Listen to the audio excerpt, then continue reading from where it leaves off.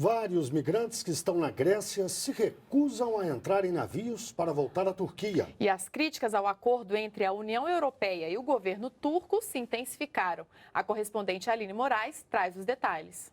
Na ilha de Lesbos, na Grécia, migrantes e refugiados protestaram contra o acordo. Eles pediam para não serem mandados de volta ao território turco.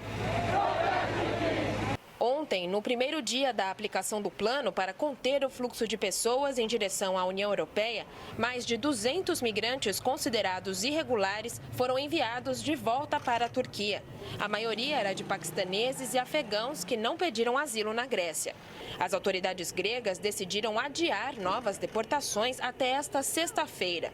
Um dos problemas é o número ainda insuficiente de funcionários enviados por outros membros da União Europeia para ajudar a processar os pedidos e organizar o retorno. E todos os dias, centenas de novos migrantes e refugiados chegam à costa grega.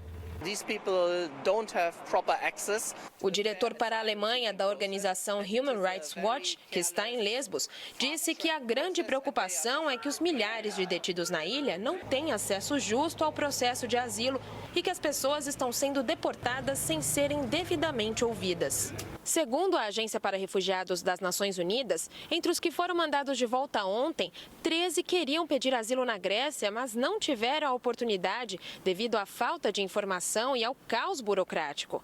E as organizações internacionais continuam criticando fortemente o acordo por haver evidências de que a Turquia não é um país seguro para refugiados. Na semana passada, a organização Anistia Internacional divulgou relatório denunciando que desde meados de janeiro, cerca de 100 sírios na Turquia são enviados diariamente de volta ao país em guerra. O governo turco nega as deportações ilegais. Vamos conversar com o cientista político Emir Sader, que está no Rio de Janeiro. Emir, boa noite. Será que o acordo entre a União Europeia e a Turquia está literalmente fazendo água? Boa noite. Literalmente, concretamente fazendo água.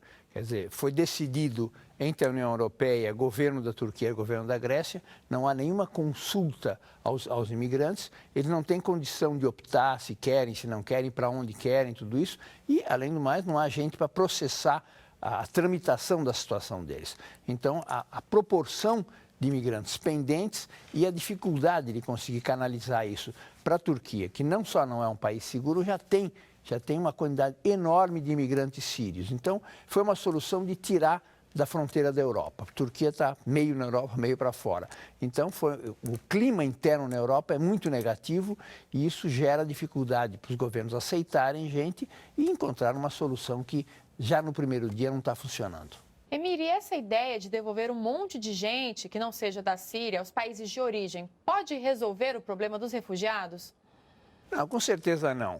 Seja porque as origens dos problemas, a miséria na África, questões bélicas no Oriente Médio, não estão em nada tão avançando para a sua solução.